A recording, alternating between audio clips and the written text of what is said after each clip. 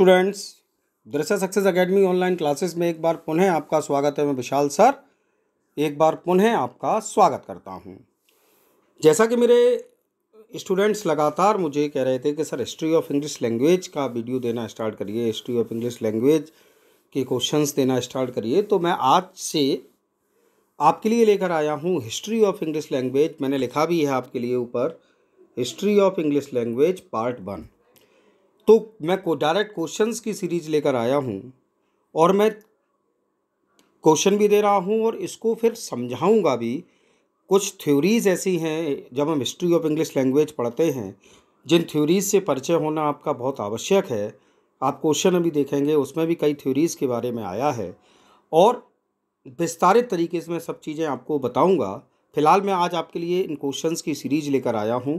25 question हम लोग discuss करेंगे और यदि आपको मेरा वीडियो पसंद आए तो आज मैं शुरुआत में ही कह दे रहा हूं कि अधिक से अधिक लोगों तक मेरे वीडियो को पहुंचाएं, जिससे कि जूनियर सुपर टेट के जो स्टूडेंट्स तैयारी कर रहे हैं उनका भला हो सके और वो भी अपने एग्ज़ाम में अच्छी तैयारी कर पाएँ। ठीक है साहब, तो चलिए डायरेक्ट क्वेश्चन स्टार्ट करते हैं। पहला question, which theory of language origin is developed by Wilhelm Wundt and Richard Paget? यानी कि अगर हम बात करें तो भाषा की कौन सी ऐसी थ्योरी है जिसकी उत्पत्ति दो लोगों ने की। एक का नाम था विल्हेल्म वंट और दूसरे का नाम है रिचर्ड पैगेट।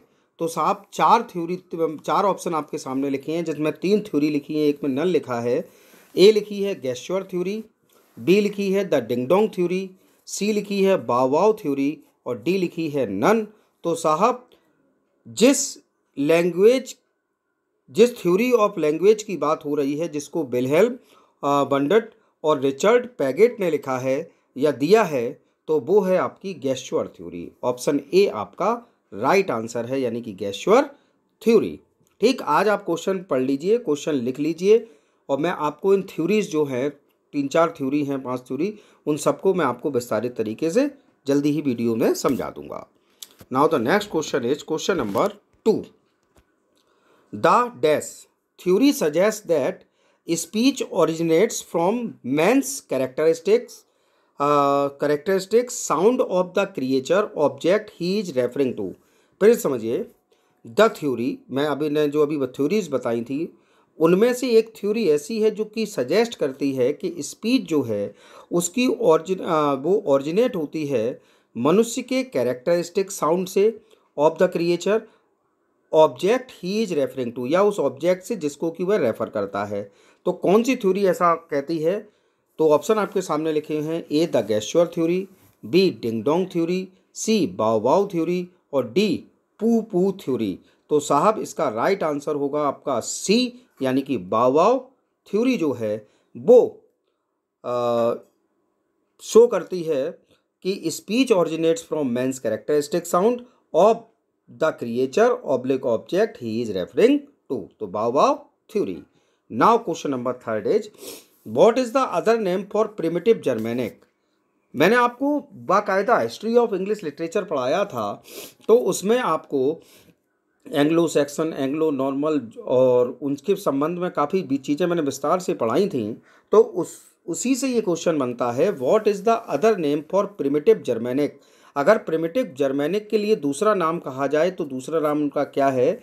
ए बेसेक्स, बी इटैलिक, सी गॉथिक या डी ट्यूटोनिक। तो साहब अगर हम बात करें प्रिमिटिव जर्मेनिक की, तो प्रिमिटिव जर्मेनिक को हम ट्यूटोनिक के नाम से भी जानते हैं। किस नाम से साहब? ट्यूटोनिक। तो इसका राइट आंसर है आपका option D, Teutonic. Now the next question is question number 4। Which dialects became the most dominant in the Old English period? अगर हम ओल्ड इंग्लिश पीरियड की बात करते हैं तो ओल्ड इंग्लिश पीरियड में कौन सा डायलैक्ट यानी कि कौन सी बोली जो थी वह मोस्ट डोमिनेटिंग थी? तो ऑप्शन आपके सामने लिखे हैं, ए कैंटिस, बी बेसेक्स, सी मर्सियन और डी नन। तो भैया इसका राइट आंसर होगा आपका ऑप्शन बी, यानी कि बेसेक्स। तो which dialect became the most dominant in the Old English period? The answer is Wessex. विशेष ध्यान से आप लोग इनको सुन लीजिए, लिख लीजिए, याद कर लीजिए, परीक्षा में जरूर इनमें से क्वेश्चन पूछा जाएगा। Next question is the 4 chief aspects of any language are. सिर्फ इंग्लिश ही नहीं, अगर किसी भी भाषा की बात करें तो उसके प्रमुख 4 एस्पेक्ट क्या होते हैं। ऑप्शन देखिए, A grammar, spelling, vocabulary and idioms. B spelling, vocabulary, pronunciation and grammar. C grammar, syntax, vocabulary and spelling. और डी ग्रामर, स्पेलिंग, सिंटैक्स और इडियम्स। तो साहब इसका जो राइट आंसर होगा वो आपका होगा ऑप्शन बी, यानी कि सबसे पहले स्पेलिंग, फिर वोकैब, फिर प्रोनाउंसिएशन और उसके बाद ग्रामर। ठीक है ना। पहले बच्चा स्पेलिंग याद करेगा, ए फॉर एप्पल, ठीक, फिर एप्पल की स्पेलिंग याद करी, APPLE, वोकैब हो गया। एप्पल को प्रोनाउंसिएट करना सीखा उसने, प्रोनाउंसिएशन उसका सीखा कि एप्पल बोला जाता है, और तब उसका प्रयोग ग्रामर में किया जाएगा। तो spelling, vocabulary, pronunciation and grammar. Now the next question is question number 6। Question number 6 आपसे पूछा जा रहा है the modern grammatical system had come into existence. अगर हम आधुनिक समय के जो ग्रामर पढ़ते हैं अंग्रेजी की, तो इसका ग्रामेटिकल सिस्टम जो है वह अपने अस्तित्व में कब आया। तो साहब ए 15 सेंचुरी में, बी 16 सेंचुरी में, सी 17 सेंचुरी में, या डी 18 सेंचुरी में। तो साहब इसका राइट आंसर होगा आपका सी, यानी कि 17 सेंचुरी। अगर हम मॉडर्न ग्रामेटिकल सिस्टम की बात करते हैं, जो कि आज हम जिसको पढ़ते हैं, जिसको हम सीखते हैं, तो ये अपने अस्तित्व में आया, एक्सिस्टेंस में आया 17th सेंचुरी में। Now the next question is the Norman conquest of England was in the year. Norman जो थे उन्होंने इंग्लैंड पर विजय प्राप्त कब की, किस ईयर में की साहब।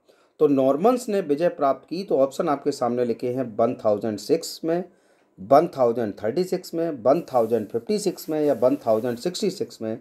तो इसका राइट आंसर है आपका ऑप्शन डी, यानी कि 1066 में नॉर्मन्स ने इंग्लैंड को कंक्वेस्ट किया, या आप कह सकते हैं the Norman conquest of England was in the year 1066।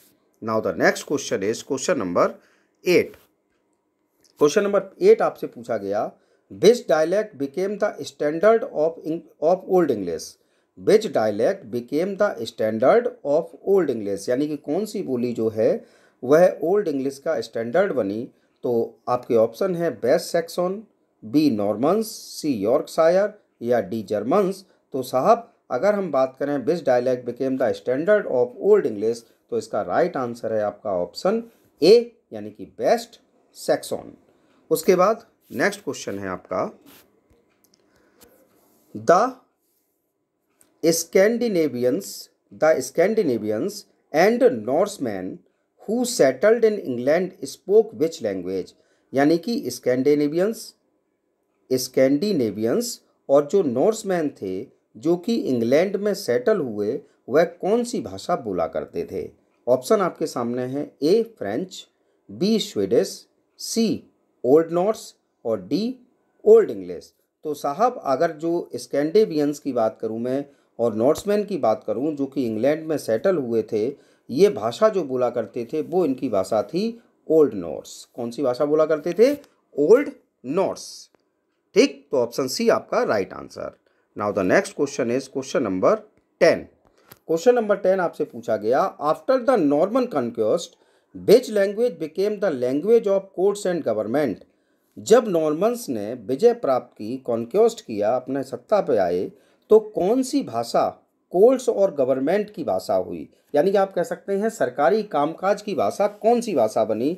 Option A English, option B French, option C Norse और ऑप्शन डी लैटिन। तो साहब जब नॉर्मन कॉन्क्वेस्ट में आए तो उन्होंने फ्रेंच भाषा को कोर्ट लैंग्वेज और गवर्नमेंट की लैंग्वेज चुना। कौन सी भाषा को, फ्रेंच भाषा को। Is it clear.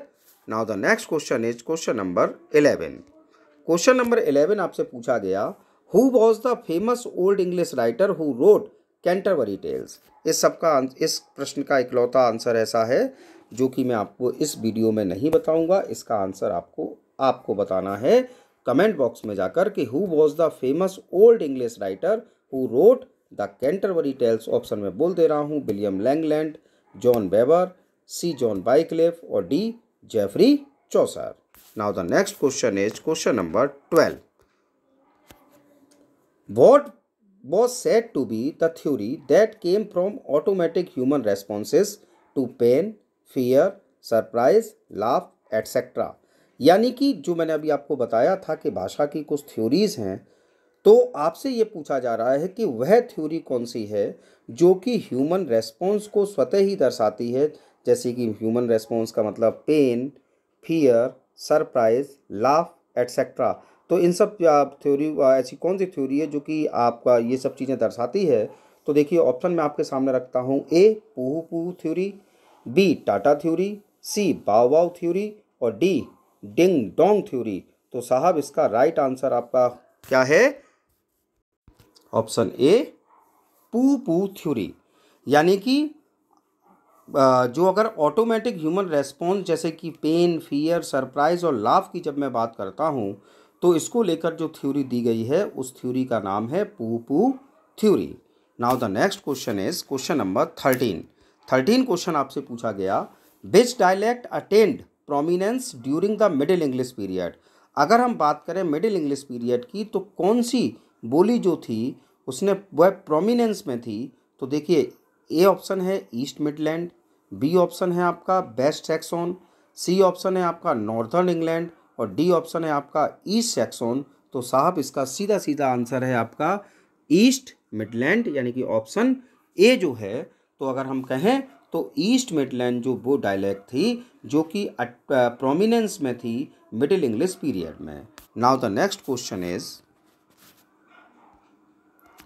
Max Muller German philologist is associated with. तो देखिए मैक्स मूलर ने जो थ्योरी अभी मैंने आपको बताई थी, तो उन थ्योरी में से एक थ्योरी ऐसी है जो कि मैक्स मूलर जो कि जर्मन फिलोलॉजिस्ट थे, उन्होंने एक थ्योरी दी थी। उस थ्योरी का नाम आपको बताना है, ए टाटा थ्योरी, बी पू पू थ्योरी, सी डिंग डोंग थ्योरी और डी बाव वाव थ्योरी। तो साहब मैक्स मूलर का संबंध है बाव वाव थ्योरी से। कौन सी थ्योरी? बाव वाव थ्योरी से। Question number 15, Anglo Saxon is otherwise called as. Anglo Saxon is otherwise called as. Option A new English, option B British English, option C old English, option D middle English. तो साहब Anglo Saxon जो हैं उनका संबंध है हमारा old English से। ठीक है साहब। Now the next question is question number 16, the Indo European language was spoken around the area of. अगर इंडो यूरोपियन भाषा की बात करें तो इंडो यूरोपियन भाषा जो है वह कौन से एरिया में बोली जाती थी? तो देखिए ऑप्शन है द रेड सी यानी कि लाल सागर के एरिया में, द डेड सी मृतक सागर के एरिया में, द बेल्टिक सी के आसपास या द ब्लैक सी। तो साहब इसका राइट आंसर होगा डी ब्लैक सी, यानी कि Indo European language was spoken around the area of the Black Sea. Now the next question is question number 17। Question number 17 आपका पूछा गया, the original language of Britain was. अगर Britain की हम original language की बात करें तो उस समय हमारे ओल्ड और मिडिल इंग्लिश पीरियड के टाइम तक ब्रिटेन की ओरिजिनल लैंग्वेज क्या थी? ए लैटिन, बी नॉर्मन, सी एंग्लो सैक्सन और डी सेल्टिक। तो साहब इसका राइट आंसर होगा डी सेल्टिक। तो सेल्टिक भाषा जो थी वह आपकी ओरिजिनल लैंग्वेज हुआ करती थी ब्रिटेन की। Now the next question is, the Latin influence in old English period was mainly due to. अगर हम लैटिन भाषा का प्रभाव देखें ओल्ड इंग्लिश पीरियड पर, तो वो प्रभाव आखिरकार मुख्य रूप से किस कारण से था? ए रोमन ऑक्यूपेशन के कारण, बी द रेनेसा के कारण, सी द नॉर्मन कॉन्क्वेस्ट के कारण या डी ऑल ऑफ दीज। तो साहब अगर हम बात करें लैटिन इन्फ्लुएंस की ओल्ड इंग्लिश पीरियड पर, तो उसका मुख्य कारण है रोमन ऑक्यूपेशन। क्या कारण है साहब? रोमन ऑक्यूपेशन इसका प्रमुख कारण है। Now the next question is question number 19, the Norman conquest of England began with the rule of. अगर हम नॉर्मन कॉन्क्वेस्ट की बात करें तो नॉर्मन कॉन्क्वेस्ट जो है वह किसके शासनकाल से आरंभ हुआ? यानी कि नॉर्मन जो आए, जिससे हम मिडिल इंग्लिश पीरियड कहते हैं, स्टार्टिंग जो है नॉर्मन से है। तो सबसे पहला कॉन्क्वेस्ट कौन था, कौन राजा था जिसने पहला शासन किया? A William of Normandy, B Edward third, C Richard the Lionheart और डी एल्फ्रेड द ग्रेट। तो साहब इसका राइट आंसर है आपका A, William of Normandy. Now the next question is question number 20। The Renaissance and the coming of the printed book tended to set and standardized, फिर सुनिए, the Renaissance and the coming of the printed book tended to set and standardize क्या? Spelling, B grammar, C idioms और D punctuation. यानी कि आपसे ये पूछा जा रहा है कि रेनेसा और जो प्रिंटेड बुक आई उन्होंने सबसे ज़्यादा किस चीज़ को स्टैंडर्डाइज करने का कार्य किया, स्पेलिंग को, ग्रामर को, इडियम्स को या पंचुएशन को? तो साहब अंग्रेजी में जब प्रिंटेड बुक और रेनेसा आया तो इसका सबसे बड़ा प्रभाव पड़ा स्पेलिंग्स पर। काय पे प्रभाव पड़ा भाई? स्पेलिंग्स पर। तो ऑप्शन ए आपका राइट आंसर है। Now the next question is question number 21। Italian words also begin to make their appearance in English, especially in connection with the music and the other arts during। यानी कि अगर Italian शब्दों का हम प्रयोग करें तो इटालियन शब्दों का प्रयोग भी अंग्रेजी भाषा में होने लगा, खासतौर से संगीत में और अन्य कलाओं में। तो ये कब हुआ? मिडिल इंग्लिश पीरियड में हुआ, ओल्ड इंग्लिश पीरियड में हुआ, मॉडर्न पीरियड में हुआ या रेनेसा के दौरान हुआ? तो साहब इसका राइट आंसर, अगर आपने जरा सा भी रेनेसा पढ़ा है, मेरे वीडियोस देखे हैं, तो बहुत आसानी के साथ आप दे सकते हैं कि साहब रेनेसा के टाइम पर इटालियन वर्ड्स जो थे वो इंग्लिश में अपीयर हुए। कारण सीधा सीधा ये था कि रेनेसा का आरंभ ही इटली से हुआ। और चूंकि जितने भी मैंने आपको समझाया था कि जो भी स्कॉलर्स थे इंग्लैंड के, अगर हम 14 तो 15 सेंचुरी की बात करें तो उनको तब तक स्कॉलर नहीं माना जाता था जब तक कि वे अपनी लाइफ में इटली घूम कर ना आए, इटली में अध्ययन करके ना आए। तो जब वो अध्ययन करते थे इटली में जाकर तो इटैलिक शब्द भी सीखते थे, और इटैलिक शब्द सीखते थे तो जब आकर यहाँ राइटिंग करते थे तो उनमें से पॉपुलर इटैलिक वर्ड्स का यूज भी किया करते थे। तो ये रेनेसा के दौरान हुआ। Now the next question is question number 22। Name the two languages spoken side by side during the Middle English period. आपको दो भाषाओं के नाम बताने हैं जो कि side by side Middle English period में बोली जाती थी। A English and Norman French, B English and Latin, C English and Celtic और डी नन। तो साहब इसका राइट आंसर आपका होगा A English and Norman French. Now the next question is question number 23। The best designation given to the parent language is. The best designation given to the parent language is A Aryan, B Indo Germanic, C Indo European और D primitive Germanic. तो साहब अगर हम best designation की बात करें जो कि पेरेंट लैंग्वेज के रूप में दिया जाता है तो वो है आपका इंडो यूरोपियन। कौन सी भाषा भैया? Indo European. Now the question number 24 is it is believe that the original Indo European has split up into distinct language groups. अगर हम ऐसा माना जाता है, ऐसा बिलीव किया जाता है कि ओरिजिनल इंडो यूरोपियन जो थे वह अलग अलग ग्रुप्स में डिवाइड थे, डिस्टिंक्ट लैंग्वेज ग्रुप्स में डिवाइड थे, तो उन ग्रुप्स की संख्या आपसे पूछी जा रही है। तो साहब A option 8, B option 9, C option 10, D option 11। तो इसका राइट आंसर होगा आपका ऑप्शन ए यानी कि 8। Now the last question of today's video is the Anglo Saxon belongs to the dash branch of the Indo-European languages. The Anglo-Saxon belongs to the dash branch of the Indo-European languages. तो option आपके सामने है A Celtic, B romantic, C primitive Germanic और D Italian. तो जब हम old Anglo Saxon की बात करते हैं तो नेचुरल सी बात, एंग्लो सेक्शन का हमारा जो ओल्ड इंग्लिश पीरियड और ओल्ड इंग्लिश पीरियड में जब हमारे पास शब्द आया है प्रिमिटिव जर्मेनिक, तो हमने आपको जब पढ़ाया है Anglo Saxon, Anglo Norman period, तो इन सब के बारे में आपको ऑलरेडी बता चुका हूं मैं। बार बार उस चीज़ को रिपीट करने से कोई फ़ायदा नहीं। तो इसका राइट आंसर होगा आपका ऑप्शन सी यानी कि प्रिमिटिव जर्मेनिक। तो इस तरीके से मैंने आपके आज के वीडियो में 25 महत्वपूर्ण English language, history of English language से कनेक्टेड क्वेश्चन दिए। आई होप आपको मेरा वीडियो पसंद आया होगा और मेरे सभी स्टूडेंट्स को नवरात्रि की हार्दिक शुभकामनाएं। साथ ही साथ कल से रमज़ान शुरू हो रहा है, तो मेरे मुस्लिम भाई और बहनें और मेरे स्टूडेंट और मेरे साथी जो कि मेरे चैनल से जुड़े हुए हैं उन सबको अभी से रमज़ान की हार्दिक शुभकामनाएं, मुबारकबाद। मेरा वीडियो देखने के लिए बहुत बहुत धन्यवाद। Good night, sweet dreams.